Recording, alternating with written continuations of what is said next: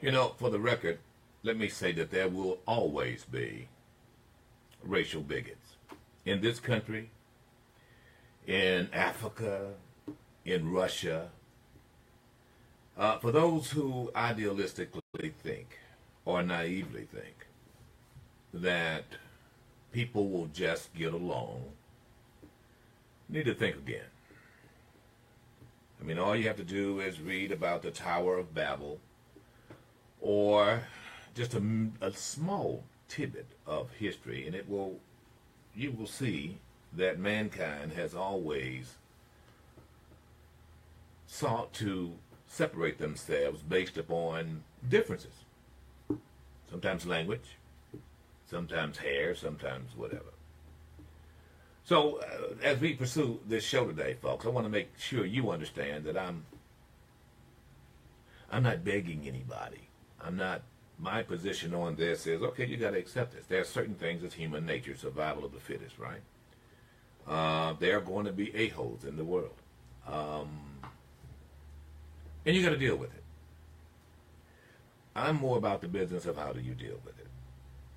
I was taught as an African-American boy growing up during Jim Crow, Mississippi, how to deal with it. I'm not going to forget that. And if you listen a little bit, I might be able to help you figure out how to deal with it today because, ladies and gentlemen, not much has changed in the realm of bigots. There's a lot that has changed in the realm of institutional racial bigotry. In other words, there are very few laws nowadays on the books or enforceable whereby the government is maintaining discrimination. See, when I came along, it was government deemed desegregation, government deemed should I say, how would you put this? The state governments, particularly, it was by statute that African Americans were denied the vote. In many cases, by way of literacy tests, poll taxes, the list goes on. And many of those, ladies and gentlemen, were decided by the courts, which conservatives say the courts was legislating. This is why, ladies and gentlemen, look, when someone says they're conservative, I wonder whether they know that I know what they mean. It took the courts to actually force Mississippi and other states in the South, particularly most in the South, and in some cases the entire nation, to accept the fact that we who grow up and are born here in this great country are all Americans and are therefore protected by the same Constitution.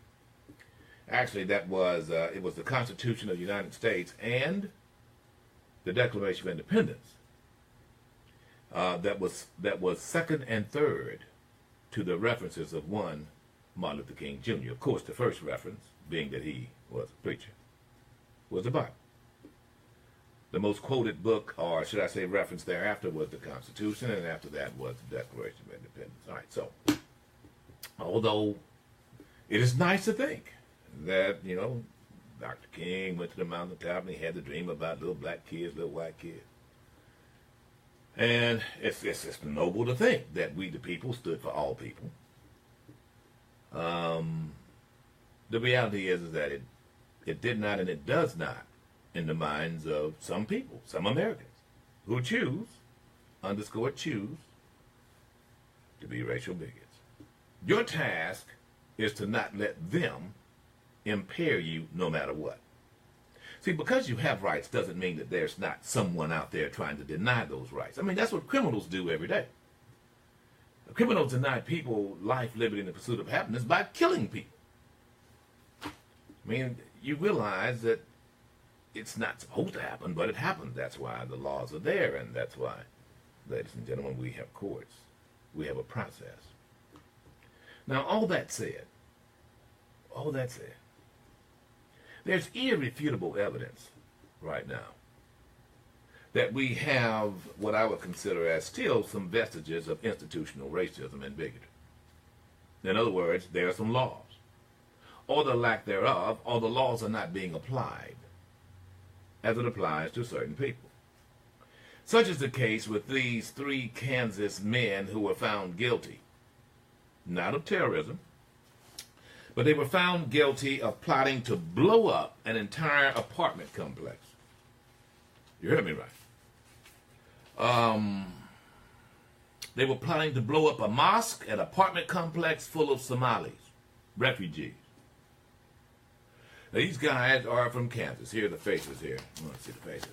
There they are right there.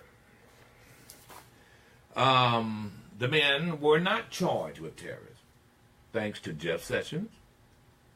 He did not put that before the grand jury. The grand jury did not say that they were terrorists. Because after all, I can only surmise it's because they were Caucasian. I'm sorry, are Caucasian. Now, if you want to take issue with that, fine. Because I'm going to be asking you. You've got to prove. If you say something is racial to Rip Daniels, then you got to prove that that's what it is. All right. In other words, when you have no other explanation for whatever else is going on, then you got to say, well, you just don't like me, huh? You don't like me. You don't like my color. You don't like people like me. If you say you don't like people like me, then you've got to be able to. The person accusing has to be able to prove that. I'll tell you why. Because you see, unless there's a pattern of discrimination, racial discrimination, then it's very difficult. Unless there's some other mitigating explanations, unless the person who is discriminating against you is calling you the N-word, or is heard by other staffers saying some disparaging things, or confirming that they don't want those people in here, that kind of stuff. You got me? It's hard to prove. Don't get me wrong, it should be proven, but it's hard to prove. EEO people know what I'm talking about here. But in this case in Kansas, where the 3 Caucasian males have been in fact convicted of trying to blow up Somalis, now I want you to know there are in fact Caucasian Somalis. Few and far between. It is safe to think that most of the Somalis, in this case, it is predominantly very Negroid, this apartment complex. And certainly the mosque, you don't have many Christians who are members. So you got 2 things. You've got both religion, and then, of course, you've got this complexion/nationality thing going. These are Caucasian Christians here, ladies and gentlemen. In their plot, let's see, their plot was to completely obliterate, genocide, actually. So they were convicted of conspiracy to use a weapon of mass destruction, and 1 count of conspiracy against civil rights. They were convicted of lying to the FBI. They're going to be sentenced June 27th. Nothing in here, bro. Nothing in here. Pointing to tear. Nothing. It's not surprising. Curtis Allen is 50. Gavin Wright is 49. Patrick Eugene is 49. Good Christian names. Huh. Well, yeah. They're guilty of 1 count of conspiring to use a weapon of mass destruction, as well as 1 count of violating the housing rights of their would-be victims. Attorney Jeff Sessions called the verdict a significant victory against domestic terrorism and hate crimes. Well, then, Jeff, Mr. Clampett, why not charge them with a hate crime? Well, now you've got to answer that. Well, I did not want to charge them with a hate crime because it wasn't clear that their motivations was because of a certain bigotry to another race or religion. Well, why didn't you charge them with terrorism? Well, but because they're white. Oh, okay. So that's Jeff Sessions Clampett there, who just admitted as much. These guys are part of the Kansas security force. A shoot-off from the Crusaders. Crusaders, as in the white supremacist group? Well, yep. They had been, they had scoped out several targets, stockpiled firearms, bombs makings, and so forth, bomb-making materials and so forth. They had also had allegations, according to the New York Times, that they had threatened President Barack Obama to kill him and so forth. Jeff Sessions decided not to put that before the grand jury either. Now you understand how large this is. This Somali complex is a cluster of 8 buildings housing more than 100 people. from Somalia. All from Somalia? All from Somalia.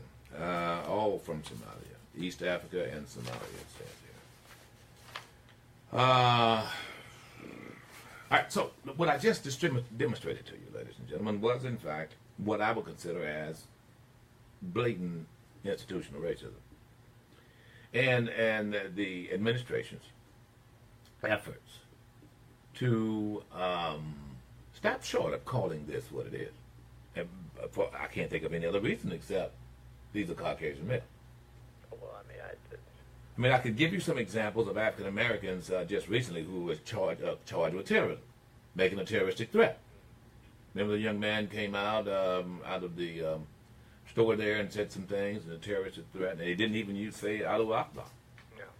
But these guys were not charged, neither were they indicted, neither were they convicted. And the list goes on and on. From the Charlottesville terrorist to the Valentine's Day terrorist down in Parkman, the guy with the swastikas. Oh, he's got to be crazy. Or the theater terrorist. It's more than obvious. Now, the only thing I'm doing here, folks, and again, I'm talking about what this is state-sponsored in my view, because there has not been a prosecution on the basis of terrorism. And now, why is it important to me? Well, at least they got convicted and they're going to be sentenced. Well, you might say that's a good idea. However, when you are convicted of terrorist acts, ladies and gentlemen, and a threat, you realize they didn't blow them up. These guys are facing possibly max, maybe 10 to 25 years. Terrorism and could give you life, particularly if you've got the weapons and the bombs and the like. So look, you see how I went into this? I gave you some examples as to why I think it is a matter of their complexion. I mean, it's obvious at this point. Not only them, but others, but with the mere fact that they chose not to. These were renowned, admitted white supremacists here, ladies and gentlemen, and very proud of it. And look, I don't want any sympathy for it. What I want to do is establish for those of you who are out there going hands up, don't shoot, what you have to do. You got to do this. You got to say, okay, now here it is. This is clear cut. Clear cut. There's no doubt. This still exists, and this has to be challenged. Now let's move to Starbucks. Because, I'm going to look at Starbucks and I'm going to look at spring break here on the coast. And both are extraordinarily important. And they're important for this reason to me. And that is, I don't like getting people told. I like getting something done. And that's how it's been for especially my ancestors since that ship called Jesus pulled up off the coast of Massachusetts near Plymouth. All right?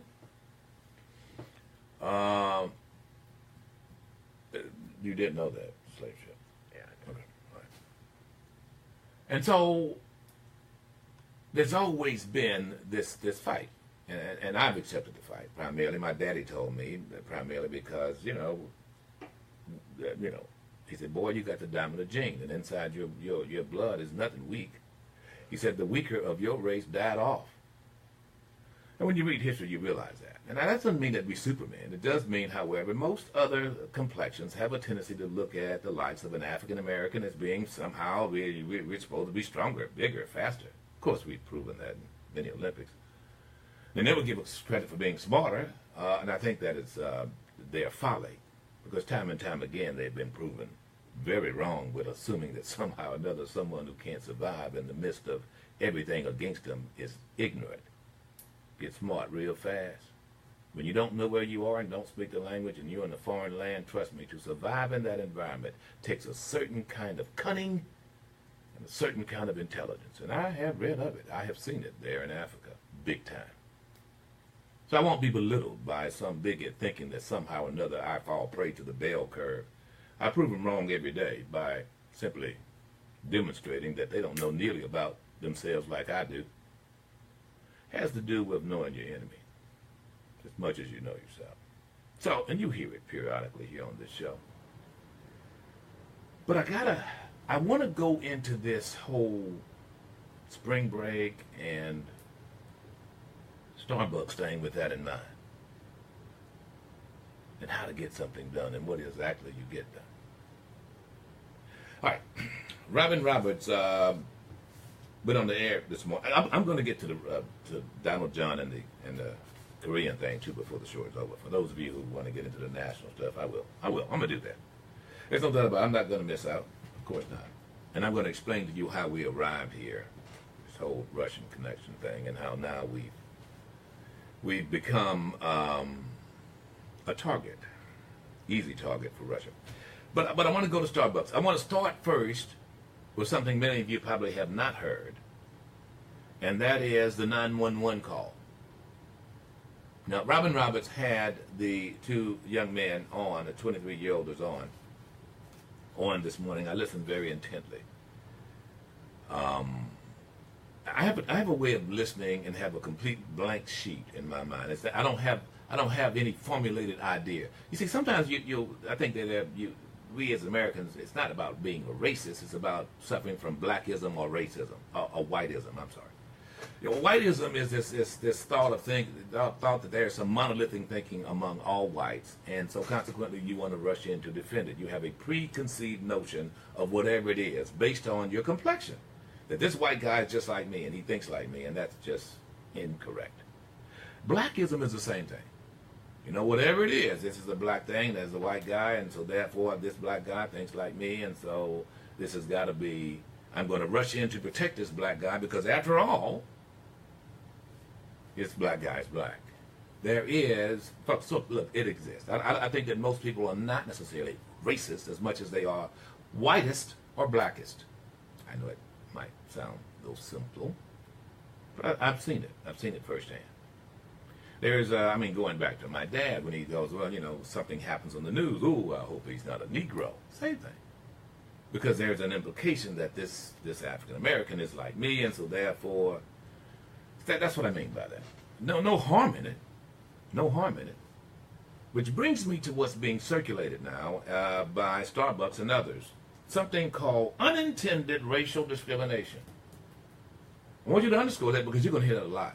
That's going forward. Going forward. You're going to hear it. Trust me. It is an excuse, but we'll get into it.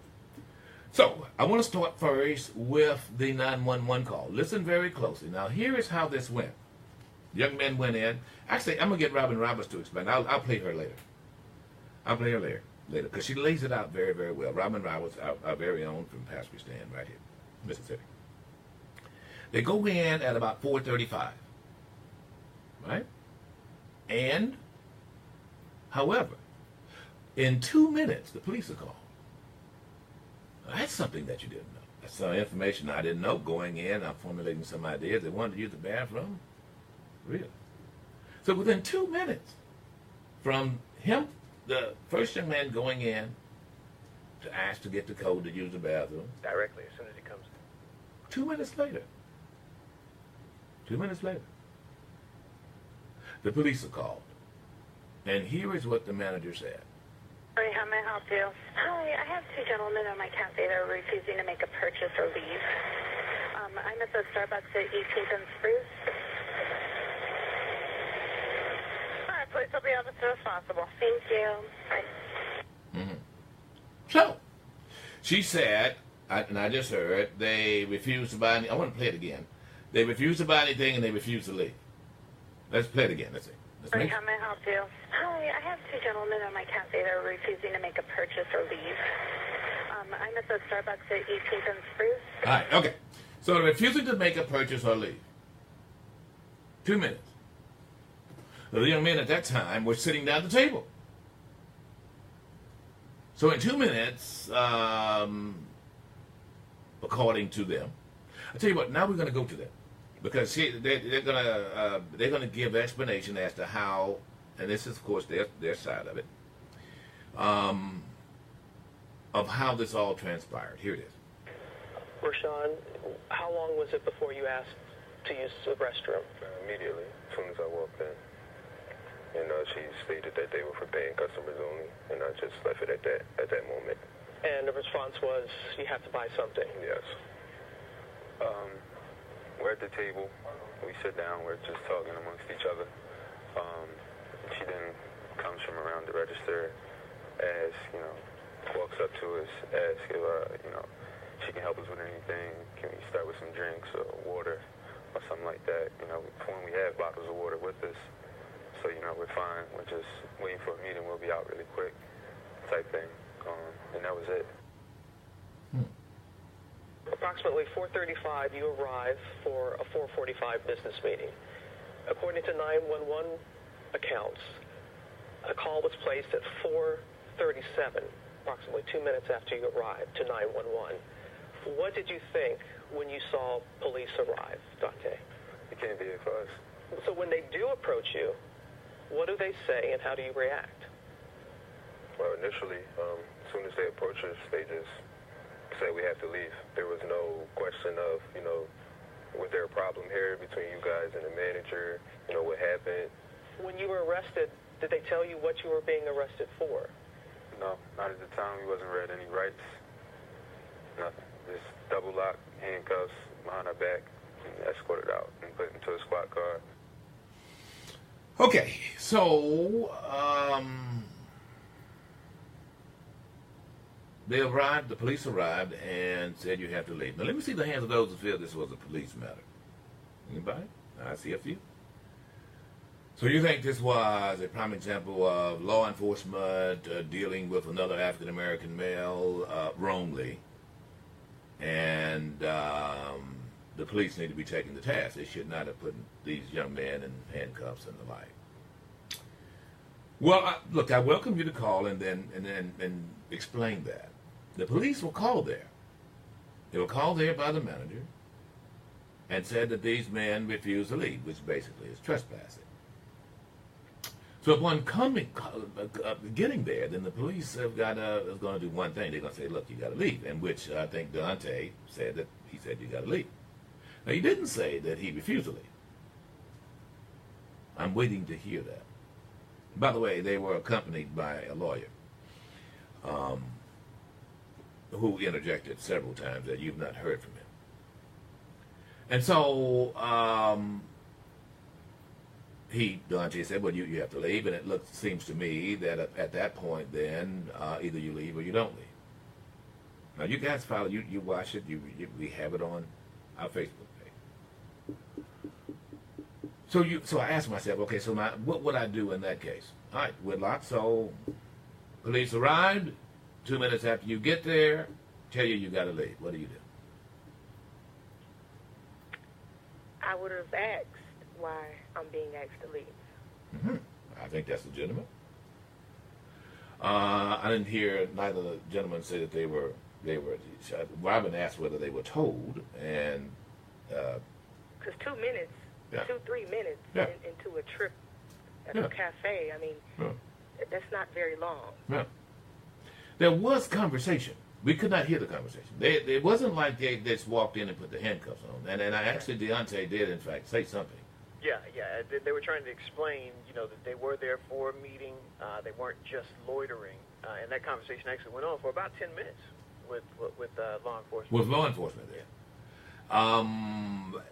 Again, it was a 4:45 meeting. Now, she asked Dante about what was he saying. Do you have that over there? Should have. I was just trying to, process the situation to myself at the time, because I'm thinking about my family that I have, my community. So in that moment, I'm trying to process what's going on, because it didn't really hit me what was going on, that it was real, until I'm being double locked and my hands behind my back. After the first time, they walk over and they say you have to leave. I say, we're here for a meeting. What is the business meeting about? It's a real estate meeting. We've been working on this for months. So we just tried to process it. And let me just, it's a hard part here. Let me just say this for those of you who are not African American, who have not gone through this before. This pisses you off. It pisses you off as a man. I don't doubt, I can't guarantee it, a Caucasian male would be pissed off. The idea that law enforcement would come up and then just say, well, okay, you've got to leave. Now, I'm just going to tell you, now, you get angry. You do get angry. And, again, I would think any man would have. And at first you wonder, well, what is this all about? But the idea that it would happen first pisses you off. Well, what did I do? Now, first and foremost, you're going to be pissed off with the fact that the law enforcement is going to come to you. It's unfortunate, in this case, for law enforcement to get the brunt of that anger right off the bat. Whoa, whoa, whoa. Because these guys, Rip Daniels in this case, I don't know why are you here? And I think that's a legitimate question that Whitlock suggested. So, why are you here? Why are you talking to me? What did I do? What did I do? Right. And then you're told you have to leave. The next question, I don't doubt from you, is going to be why. I don't doubt the officer certainly would have to say, well, you're trespassing. The managers want you to leave. Then your response, more than likely, is going to be for what? See, the whole thing is, with the average Joe, I'm going to say this, bro. With the average Joe who doesn't have a propensity to go through this for no reason whatsoever, I'm going to tell you, for you, you're thinking, man, just do what the cop says and blah, blah, blah. I got you. Under any of the ordinary circumstances, you would be right. But when you walk in these shoes, Yeah. and I know you've gone through it, bro, I've gone through it, for no apparent reason, it's like, whoa, wait a minute. Now, and sometimes it's vicious. Sometimes it is like a finger in your face. Right. And then, And you go, I just got here. Whoa. Yeah. And to their credit, and, what little credit we can give them, these cops didn't do that. Yeah. They didn't, knock over these tables and chairs trying to get these brothers out. They had a conversation. Well, he moved the chair. He They moved the chair out of the way. And escorted them out. But they did not, get loud and trying to escalate the situation. But the point I'm making here, folks, and for those who don't, because there are some differences.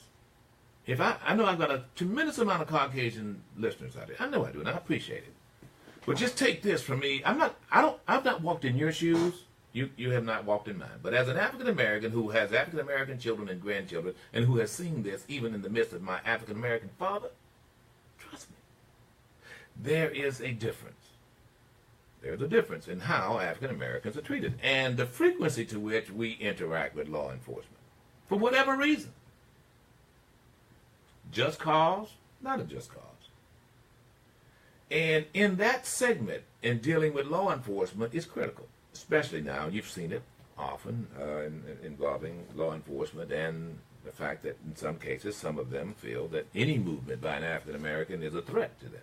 Yeah, well, because they're already threatened. So I don't doubt that these guys, first and foremost, are insulted and they're pissed and they're sitting there going, what the heck?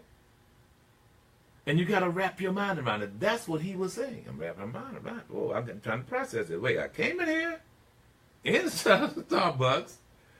I'm going to use the bathroom, sit down, and meet a guy to talk business. And